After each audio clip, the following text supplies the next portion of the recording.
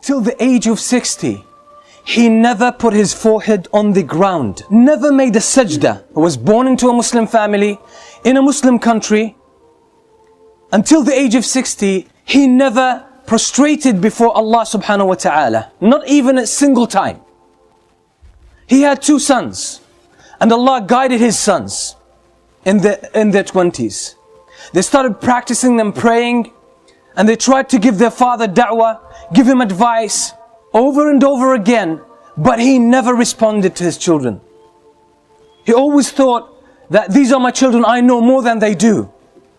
So he never dealt or handled his pride in order to listen to his sons. And one day he saw his son, his eldest son, growing his beard. And after his son gave him advice, he said, why don't you shave this? Why don't you take it away? The son got shocked, and he just said, out of shock, in a state of shock, he said, I'm afraid you'll go to the hellfire. I'm afraid you'll go to the hellfire. He just got offended, and sometimes we mix our personal feelings with our concern for others in terms of da'wah. But subhanallah, it brought about good results. That very word shook the father. He started thinking about himself. And subhanallah, a few months later, the father sneaks into the masjid and makes his first prayer ever in the masjid, where his son leads the prayer. The son didn't know the first couple of times, but other people brought it to his attention. Understanding that his father has an issue with pride, he never spoke with his father about it. He said, it seems that he found his way, let him carry on his own. And that's exactly what he did. This man used to smoke 80 cigarettes every day. 80 cigarettes every day.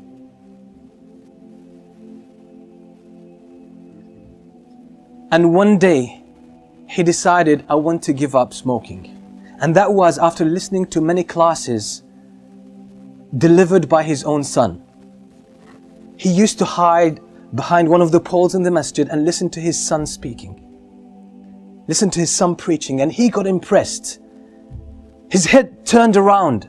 His view of life, his outlook on life started changing. He realized, he thought he had a life. He thought he was leading a good life. But now he realized that this is the real life. It's in the masjid. Real life is when you connect with Allah subhanahu wa ta'ala. That's when you start to feel the sweetness of life and the sweetness of Iman.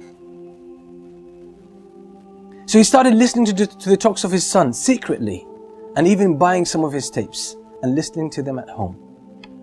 And ultimately one day, for those who can't give up any kind of addiction, they're stuck with some kind of addiction, cigarettes, alcohol, even any other thing. Sometimes sins could be very addictive.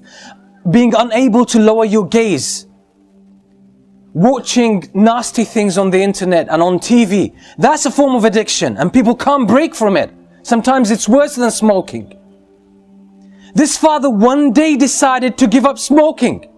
In one day, he gave up smoking. He didn't reduce the number of cigarettes he would smoke every day. He just gave up. He decided. He said, enough is enough. I'm not going to have this anymore. And he gave up smoking from 80 cigarettes a day to 0. So it's a matter of decision. It's a matter of commitment. And you can get all of this once you connect with Allah subhanahu wa ta'ala. Now I know the father. He is 73 years old now. 73 years old. Now he gave up smoking at the age of 68. At the age of 68. Now, among the learned people that I know in my life, and I know a lot, he's one of the most outstanding. At the age of 68, his life took a new direction. He read Tafsir Ibn Kathir more than 15 times. He read the Tafsir of Ibn Jarir al-Tabari, which is more than 20 volumes, more than 10 times. He read the history of Ibn Jarir al-Tabari so many times. He read the Silsila Sahiha by Shaykh al-Albani, Silsila Da'ifa, more than 30 volumes altogether. He read all of that. And when you sit with him, he talks to you about knowledge, deep knowledge. And sometimes you talk to some of our youth and they say, you know, seeking knowledge is hard. It's difficult. What about this man? How much memory has he got left at the age of 68? That now he's one of the strong students of knowledge in his own country.